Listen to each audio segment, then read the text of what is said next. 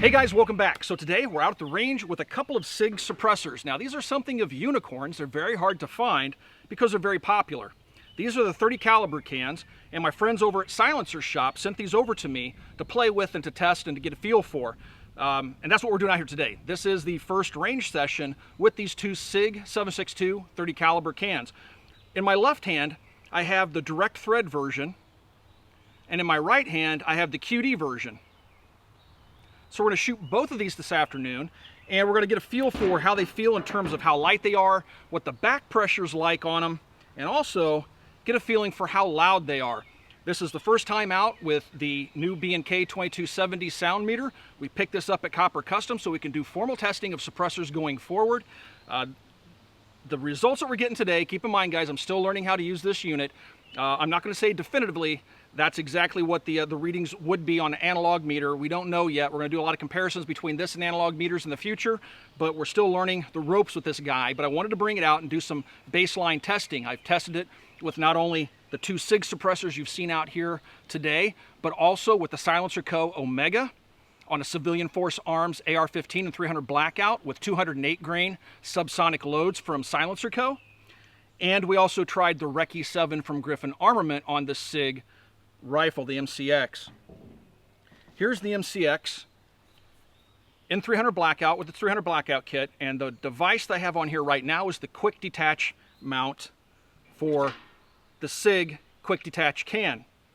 Now the threads on this are 5/8 by 24. The direct thread can has 5/8 24 threads on it, which match of course the barrel on this gun and pretty much every 300 blackout produced in the United States currently.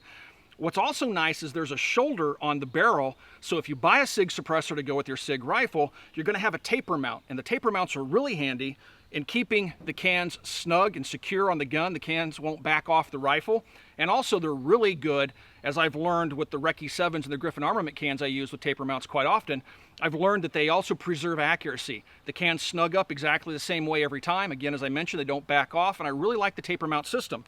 But as I also said, they have a QD version which has that taper mount in here as well, and this is the muzzle device that goes with the QD version. So we're going to do a little bit of shooting with these this afternoon. I can't show you all the stuff they come with in the box.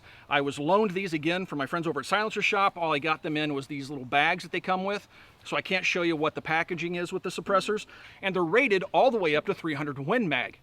All right, so let's get the rifle all set up and do a little bit of shooting with 300 blackout this afternoon and see what these new Sig cans are all about.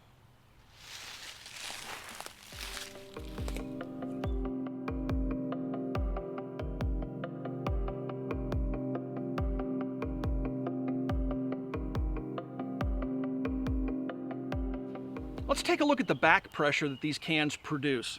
I'm going to use the QD version in this testing, which has a couple baffles missing as compared to the slightly larger direct thread suppressor. This is my Sig MCX 300 blackout, and the muzzle device I have comes with the can. You'll notice it has a very coarse thread. Just a couple of rotations. You push it down, turn it, and you'll see there's this little locking arm. It's a release button. Just turn it until it locks. It just locked in place, and it's all set and ready to shoot. To take it off, all you have to do is push this little button with your finger and then just unscrew it. It's just a couple of revolutions and it comes right off. All right, now the ammunition we're going to shoot is stuff I like to shoot quite a bit. This is Silencer Co. subsonic ammunition. It's a 208 grain. Actually, this one is going to be the 220 grain Match King Sierras. All right, you can see what the label looks like there. Subsonics, very quiet. I believe this is the same stuff I did recently when I did my 300 blackout video with this rifle using my Recce 7. So we're going to use that video as a comparison for the back pressure. I'm going to load up a few rounds here really quick into a Lancer 520 round magazine. And we're just going to do a mag dump and see how much stuff we get in our face from the gun. Now, if you remember from my last video, the MCX with the Recce 7 in place was a fairly gassy rifle. It's just like the AR-15. Gas pressure comes down the barrel back into the chamber area and seeps out around the upper and lower receiver right in the shooter's face. So, if these cans are lower back pressure, we should see less gas in the receiver and therefore less gas in my face. That could be taken the wrong way. That sounds kind of funny. Yeah, all right, anyway. Don't know how many times I want to say gas in the face. All right, we got 4 more rounds here. If my fingers will work, then we'll go over to the firing line and shoot 20 rounds very quickly. All right, here we go. Gotta find my glasses. All right, got my glasses. Now we're gonna do a 20 round mag dump with a subsonic ammo, and we're gonna look for gas right here around where the upper and lower receivers meet. We'll see gas coming out here, that's normal. We wanna see how much comes out right here, which gets into my face. All right, here we go.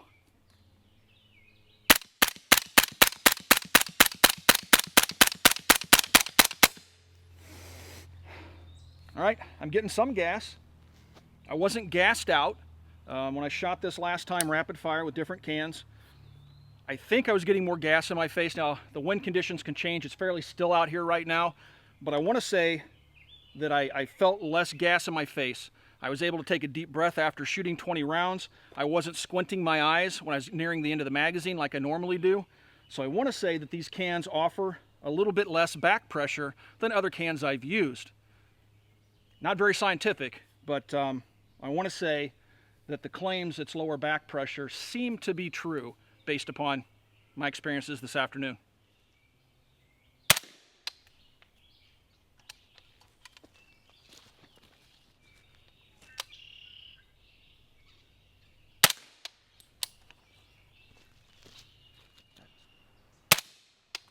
Wow, that's quiet.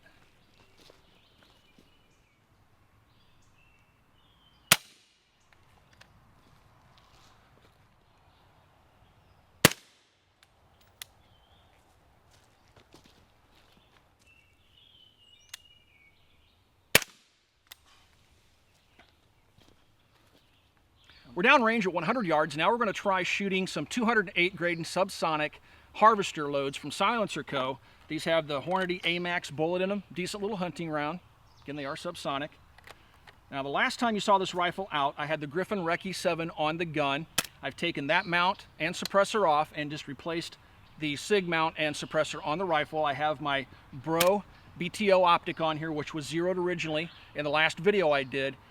To that Recce 7. Now we're going to see if there's much of a point of impact shift going from the Recce 7 to the Sig SRD can. Got 10 rounds. First 10 rounds I fired at 100 yards. We got a little challenge steel target down at 100 yards that's, I think it's about 8 inches in diameter. I'm going to see if we can hit that.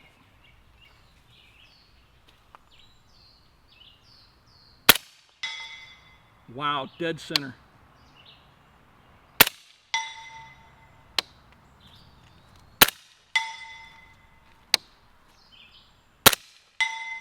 Guys, this thing is ridiculously quiet.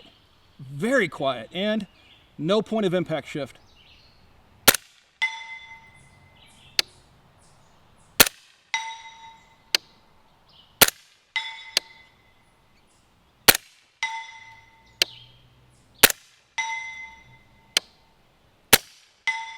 Wow. Dead zero. No impact shift whatsoever. Very impressive. I can't get over how quiet that can is. Typically, you can only hear about a 3 dB difference, and that's about where we're at with the Recce 7 and the Sig can. The first round will typically be a little bit louder. It seems to be muted somewhat with this can, and I don't know how or why, but the first round pop on this can is minimal. And subsequent shots are just ridiculously quiet. You can hear the trigger reset in the video, I'm sure. Yeah, the trigger reset is as loud as the gunshot to my ear. Pretty impressive.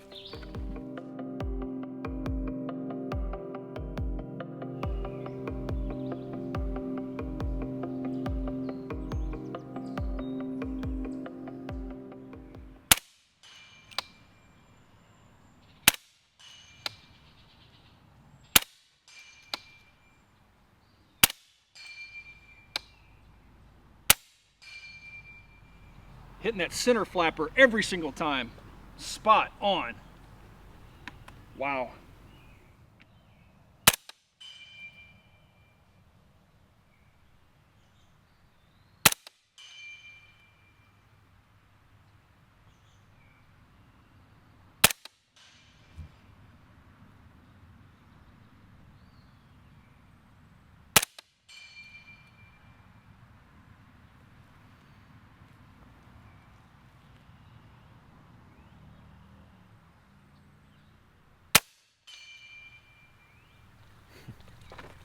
This thing is super quiet. I think I need to get one of these. The Sig SRD cans have some interesting features. Now, we've seen with the 100-town arms cans in the past that if you get a baffle strike, you can actually unscrew the base of the can from the actual baffles and send those into 100-town arms to have them replaced. Sig has done something similar, but it's not user serviceable. Anyway, a manufacturer couldn't just mail you baffles. The ATF frowns upon that. So what Sig has done is they've serialized the rear part of the can, both on the QD version, which is in my right hand here on top, and on the direct thread version here on my left hand. They've serialized this part, which is the actual suppressor. So if you get a baffle strike, you can send this back to Sig, and they'll replace this part of the suppressor and send it back to you. That saves you from having to register a new can, because if you destroy the actual body of a registered part, you can't repair it or replace it and put the same serial number on it. You'd have to register a new suppressor. So that's nice. If you get a damaged baffle, go ahead and send it to Sig. Now, while we're talking about the baffles, you can see these little lines. On a traditional suppressor, you would have an outer body that has baffles slid into the body, then two end caps would hold everything in place. What Sig has done is welded the baffles together, eliminated the outer body, which reduces weight, but also increases volume slightly. And they welded them together and attached them to this end piece. So that reduces the weight again, and it makes for a very interesting look to the can. Both the direct thread and the QD have that same look and the same design. These are available in a couple of different models. These are the 30 caliber cans. The 5.56s are available. They're available in stainless steel, which is going to be slightly heavier, or you have them available in titanium, which I have here, which makes them very lightweight. So overall, the design of the can is very interesting. I like it. I like the fact that you can replace the baffles if you get a strike. And, you know, I like the titanium and the high volume of the can. You're giving up a little bit of size, meaning you're going to get a slightly larger can with the Sig suppressors, but it's not horrible, especially with the QD, which is a couple baffles shorter than the direct thread, as you can see here. I really like the QD can quite a bit. It's not too big, but it's ridiculously quiet so far in my testing. Probably one of the quietest 30 caliber cans I've tested, at least with 300 blackout. We'll have to see how it fares with 308 and even 300 Win Mag. But so far, pretty happy.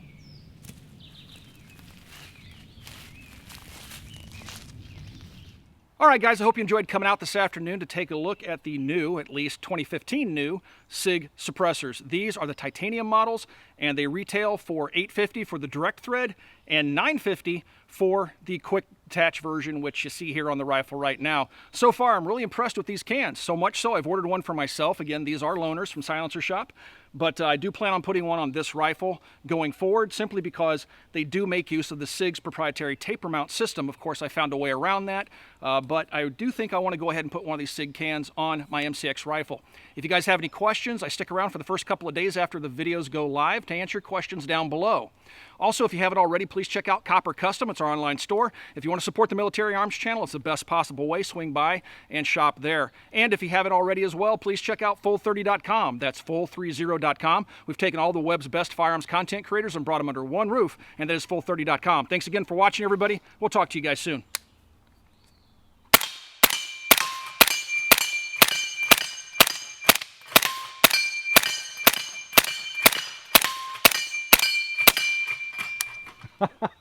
Working that little flapper out. All right, time to go home. This part sucks.